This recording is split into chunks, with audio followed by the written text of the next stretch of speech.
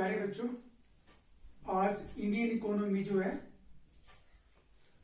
NCERT की +1 की उसका दूसरा चैप्टर शुरू करेंगे और चैप्टर का नाम है goals of India's development plans. Bharat में जो विकास की योजनाएं बनाई गई थी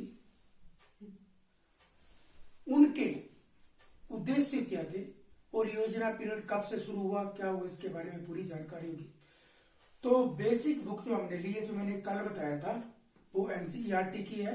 उसके बाद प्रतियोगिता दर्पण का स्पेशल इशू है, उसके बाद डॉक्टर मेस की बुक है और उसके बाद योजना और कुरुक्षेत्र जो मैगजीन्स है उससे भी डाटा कलेक्ट किया है।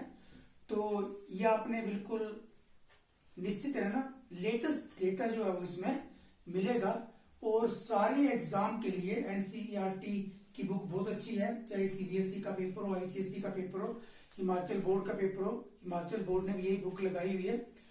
तो बिल्कुल ध्यान से आपने पूरा वीडियो देखना अंत तक, और वीडियो अच्छा लगे तो लाइक कर देना और अच्छा ना लगे तो डिसलाइक कर देना।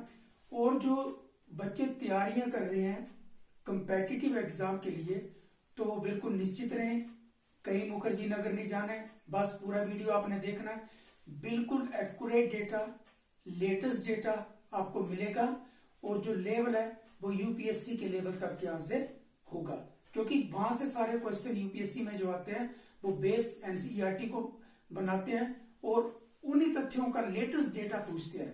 तो लेटेस्ट डेटा भी यहां पर आपको मिलेगा। तो देरी ना करते हुए चलिए स्टार्ट करते हैं।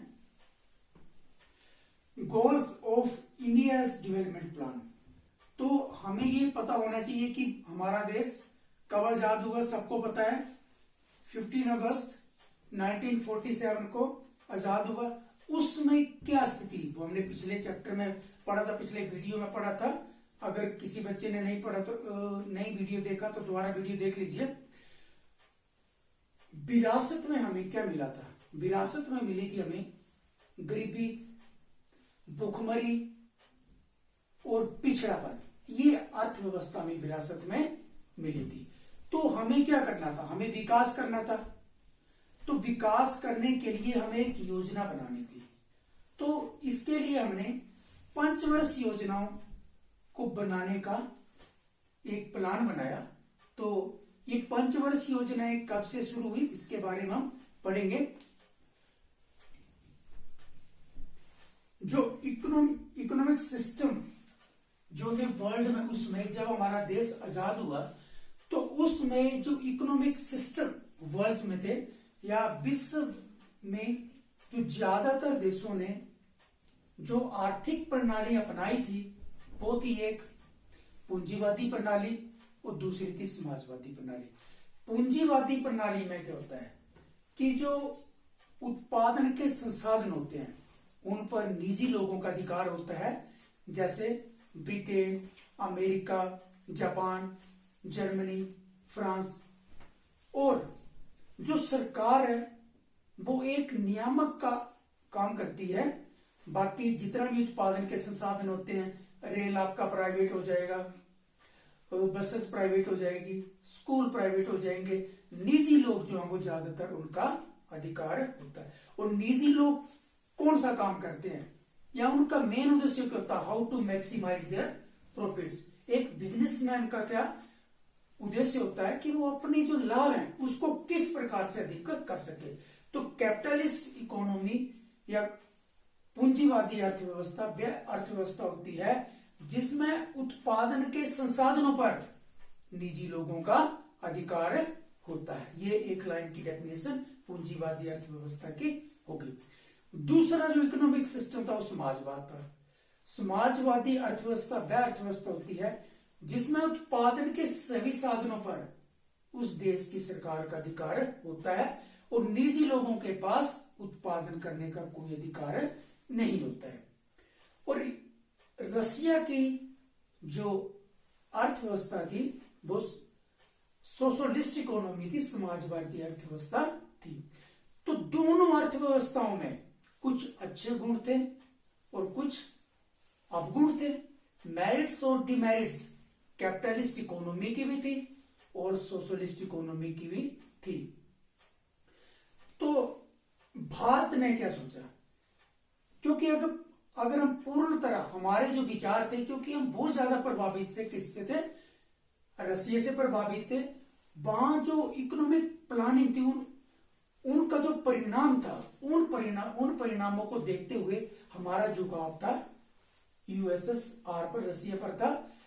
तो लेकिन वहां पर भी क्या था, कुछ खामियां थी, क्योंकि पूरा का पूरा जो अधिकार था वो सरकार का था। तो हमने एक ऐसी व्यवस्था बनानी थी जिसमें जो पूंजीवाद के जो अच्छे गुण है उनको लेना था और समाजवाद के जो अच्छे गुण है उनको लेना था। तो हमने क्या करा, कुछ पूंजीवाद के अच्छे गुण है उनको लिया और समाजवाद के अच्छे गुणों को लेकर एक गोल्डन पाथ तैयार करा। गोल्डन पाथ, ये क्वेश्चन आता है बच्चों, गोल्डन पाथ। गोल्डन पाथ जो वर्ड यूज किया गया है, गोल्डन पाथ का मतलब है कि समाजवादी अर्थव्यवस्था के अच्छे गुण और पूंजीवादी अर्थव्यवस्था के अच्छे गुण दोनों को मिश्रित करके एक नई अर्थव्यवस्था बनाई, जिसे मिश्रित अर्थव्यवस्था या मिक्स्ड इकोनॉमी बोला जाता है। और भारतीय जो अर्थव्यवस्था है वो एक मिक्स्ड इकोनॉमी है। अब क्वेश्चन आता है कि मिक्स्ड इकोनॉमी की डेफिनेशन क्या होगी। तो मिश्रित अर्थव्यवस्था वह अर्थव्यवस्था है जिसमें निजी क्षेत्र और सरकारी क्षेत्र दोनों साथ साथ मिलकर काम करते हैं और देश को आगे बढ़ाते हैं। या फिर हम ऐसे कह सकते हैं कि पूंजीवादी अर्थव्यवस्था वह अर्थव्यवस्था है जिसमें उत्पादन के संसाधनों पर निजी लोगों का और सरकार दोनों का अधिकार होता है। उदाहरण के तौर पर भारत में लेंगे, बसें प्राइवेट भी चलती हैं, सरकारी भी चलती हैं, एयरलाइंस गवर्नमेंट की भी है, प्राइवेट की भी है, स्कूल गवर्नमेंट के भी हैं, निजी लोगों के भी हैं, हॉस्पिटल्स सरकारी भी है, निजी भी है। तो भारत क्या एक मिश्रित अर्थव्यवस्था है। अब हम आगे चलते हैं कि भारत में जो प्लानिंग है वो प्लानिंग का कंसेप्ट कब शुरू हुआ। तो इसके लिए हमें पीछे जाना पड़ेगा 1934 में, 1934 में हमें जाना पड़ेगा। यहां पे प्लानिंग की भारत में शुरुआत हुई थी और प्लानिंग की जो परिकल्पना है, या ये कह सकते हैं कि Indian planning, father of Indian economic planning कौन थे, तो वो थे सर एम विश्वेश्वरैया, ये इनका नाम था। और ये एक इंजीनियर थे। सर, इनके आगे सर लगता है, सर एम विश्वेश्वरैया इनका नाम था।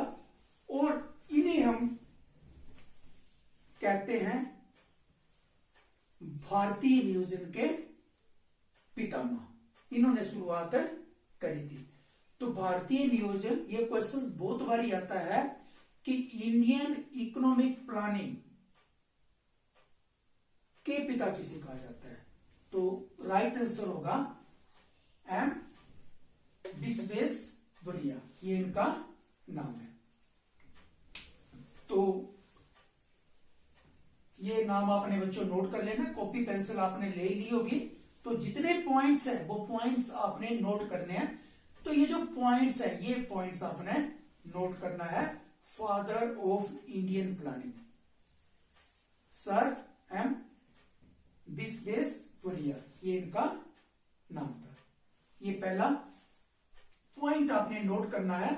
और आपको ये तो पता ही होगा कि इंडियन इकोनॉमी क्या एक मिश्रित अर्थव्यवस्था है, मिक्स्ड इकोनॉमी है, ये भी आपको पता है ही। अगर नहीं है तो ये जो पॉइंट है वो आपने नोट कर लेना।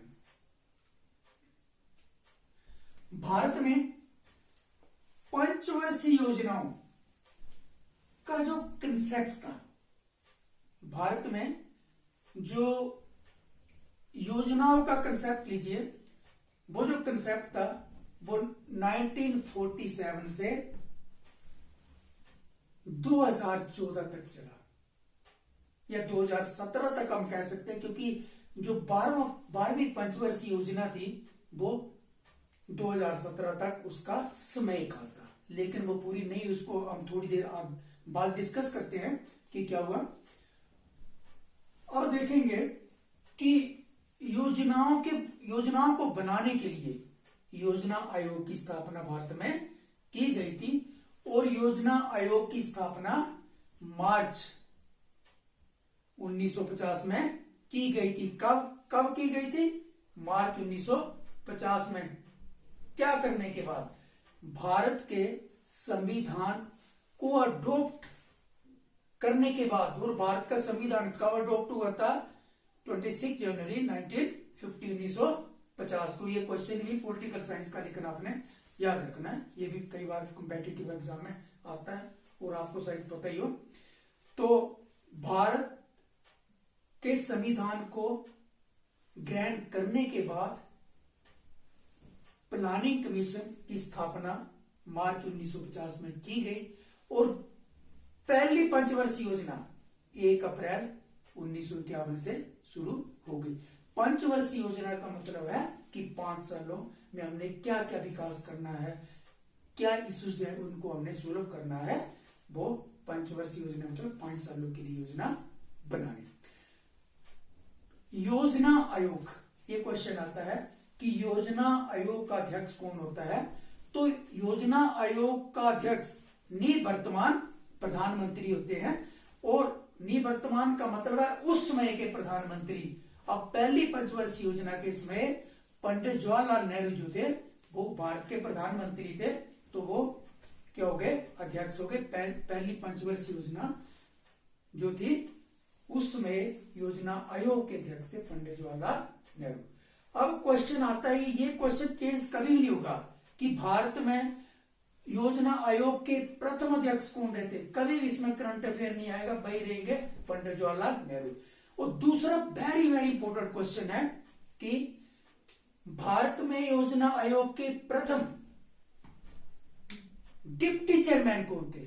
तो वो थे गुलजारी लाल नंदा। वो आपने नोट कर लेना है, वो थे गुलजारी लाल नंदा डिप्टी चेयरमैन।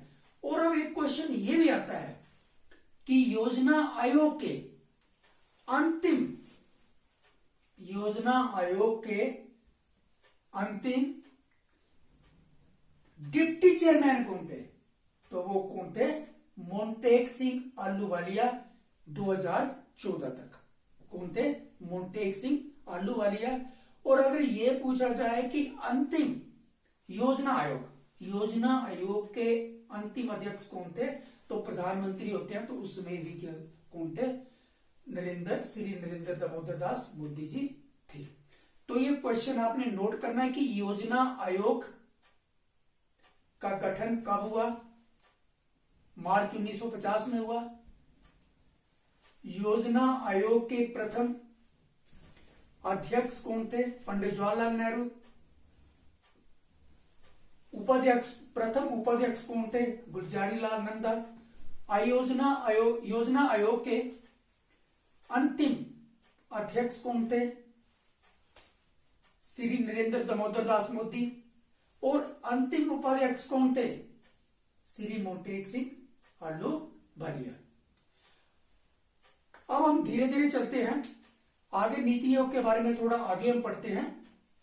योजना आयोग की स्थापना हो गई और योजनाओं का निर्माण होना शुरू हो गया। पहली पंचवर्षीय योजना का क्वेश्चन आता है कि पहली पंचवर्षीय योजना का मुख्य उद्देश्य क्या था? तो पहली पंचवर्षीय योजना का मुख्य उद्देश्य क्या था कि खाद्यान्न के उत्पादन को बढ़ाना। क्योंकि जिस समय हमारा देश आजाद हुआ हम खाद्यान्न में आत्मनिर्भर नहीं थे। अमेरिका और बहुत सारी कंट्री से हम क्या करते थे? अनाज का आयात करते थे। तो ये क्वेश्चन आता है कि पहली पंचवर्षीय योजना का मुख्य उद्देश्य क्या था? तो क्या था वो? खाद्यान्न के उत्पादन को बढ़ाना या डेवलपमेंट ऑफ एग्रीकल्चर, ये भी ऑप्शन है आ जाता है। दूसरा क्वेश्चन आता है कि दूसरी पंचवर्षीय योजना का मुख्य उद्देश्य क्या था? तो पहली पंचवर्षीय योजना आप देख लीजिए कब थी, यहां पे देख लेंगे 1951 से 56 तक फर्स्ट 5 ईयर प्लान, और उसका उद्देश्य क्या था, एग्रीकल्चर प्रोडक्शन को बढ़ाना। और दूसरी पंचवर्षीय योजना, उसका मुख्य उद्देश्य क्या था, उसका मुख्य उद्देश्य था कि उद्योगीकरण करना, उद्योगों का विकास करना। क्वेश्चन बहुत बार आता है कि किस पंचवर्षीय योजना का मुख्य उद्देश्य उद्योगों को बढ़ाना था, तो वो था सेकंड 5 ईयर प्लान। अब ये क्वेश्चन आता है कि सेकंड 5 ईयर प्लान का मॉडल किसने बनाया था, या किसके मॉडल पर आधारित था।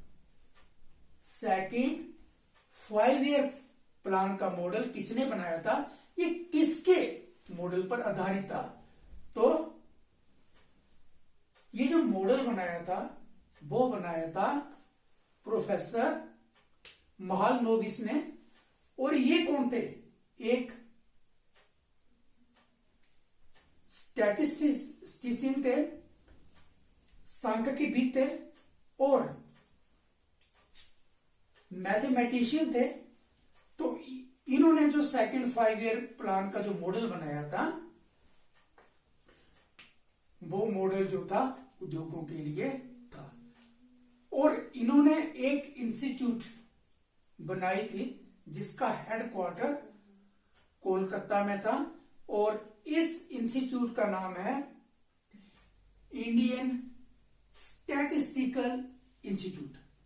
और ये क्वेश्चन आता है कि इंस्टीट्यूट क्या करती है, एजुकेशन देती है, रिसर्च करती है, ये इसका काम है। अब एक क्वेश्चन थोड़ा सा अंतर है, जो मैंने पहले बोला था कि who is known as the father of Indian planning, वो आपको पता लग गया। अब क्वेश्चन आता है who is known as the architect of Indian planning. जब आर्किटेक्ट की बात आएगी तो कौन आएगा, जब आर्किटेक्ट की बात आएगी तो वो होंगे प्रोफेसर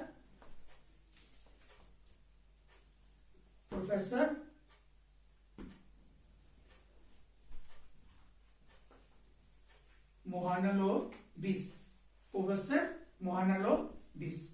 तो प्रोफेसर मोहानलोबिस जो थे वो क्या थे, आर्किटेक्टर ऑफ इंडियन प्लानिंग। अब क्वेश्चन आता है कि सेंट्रल स्टैटिस्टिकल ऑर्गेनाइजेशन, इससे रिलेटेड आपने नोट करने पॉइंट, सीएसओ कहते हैं इसको, सीएसओ सेंट्रल स्टैटिस्टिकल ऑर्गेनाइजेशन का हेडक्वार्टर का Indian statistical institute. Indian statistical institute जो है उसका हेडक्वार्टर है कोलकाता में। इंडियन स्टैटिस्टिकल इंस्टीट्यूट का हेडक्वार्टर है कोलकाता में, और सेंट्रल स्टैटिस्टिकल ऑर्गेनाइजेशन इसका हेडक्वार्टर कहां पर है, वो है न्यू दिल्ली में। और ये किसके अंडर आता है, आजकल इसको सेंट्रल स्टैटिस्टिकल ऑर्गेनाइजेशन नहीं बोलते हैं, आजकल बोलते हैं सेंट्रल स्टैटिस्टिकल ऑफिस। जब आप नेट में चेक करेंगे सीएसओ लिखेंगे तो पहले था सेंट्रल स्टैटिस्टिकल ऑर्गेनाइजेशन, और आजकल बोला जाता है सेंट्रल स्टैटिस्टिकल ऑफिस। ये आपने नोट करना है। और ये किसके अंडर आता है, ये आता है ministry of statistics and programme implementation. CSO किसके अंडर आता है, ministry of statistics and programme implementation, इसके अंडर ये आता है। अब क्वेश्चन आता है नेशनल इनकम, भारत में राष्ट्रीय आय की गणना कौन करता है, तो कौन करता है, सीएसओ सेंट्रल स्टैटिस्टिकल ऑर्गेनाइजेशन या सेंट्रल स्टैटिस्टिकल ऑफिस। ये क्या करता है, राष्ट्रीय आय की गणना करता है। बहुत ज्यादा एग्जाम में क्वेश्चन आया हुआ है। अब एक क्वेश्चन और होता है कि भारत में गरीबी का अनुमान, बेरोजगारी का अनुमान कौन लगाता है, आजकल बहुत बड़ा मुद्दा है। तो NSSO, NSSO इसकी फुल फॉर्म क्या होती है? National sample survey organisation. National sample survey organisation, इसका काम है ये फील्ड में जाते हैं और वहां पर डाटा कलेक्ट करते हैं कि कितनी बेरोजगारी है, कितनी गरीबी है, ये फील्ड वर्क करते हैं। लेकिन कई बार ये क्वेश्चन आता है कि what is the difference between NSSO and CSO? तो ये क्या, ये ऑफिस में बैठते हैं और वहां पर गणना करते हैं, जबकि ये क्या करते हैं, फील्ड में जाके डाटा कलेक्ट करते हैं और परिणाम देते ही अंतर है NSSO और CSO में। दोनों जो है नेशनल सैंपल सर्वे ऑर्गेनाइजेशन और सेंट्रल स्टैटिस्टिकल ऑर्गेनाइजेशन, दोनों आते हैं ministry of statistics and programme implementation के अंडर आते हैं। अब भारत सरकार ये प्लानिंग कर रही है कि अलग अलग जो दो ऑर्गेनाइजेशंस हैं इसको एक बना दिया जाए। ये प्लानिंग सेंट्रल गवर्नमेंट क्या है वो कर रही है कि अलग अलग ऑर्गेनाइजेशन जो उनको क्लब कर दिए जाए। तो ये क्वेश्चन आता है कि भारत में बेरोजगारी का अनुमान कौन सी संस्था लगाती है? तो NSSO होगा। अगर क्वेश्चन आता है कि भारत में राष्ट्रीय आय की गणना कौन सी संस्था करती है, तो राइट आंसर होगा CSO। यहां तक मुझे लगता है आपको क्लियर हो गया होगा कि father of Indian economic planning किसे कहा जाता है, या आर्किटेक्ट ऑफ इंडियन प्लानिंग किसे कहा जाता है, इंडियन स्टैटिस्टिकल इंस्टीट्यूट कहां पर है, और CSO कहां पर है, और CSO का काम क्या है, और NSSO कहां पर है। ये दोनों ऑर्गेनाइजेशन जो इनका हेडक्वार्टर जो है वो नई दिल्ली में।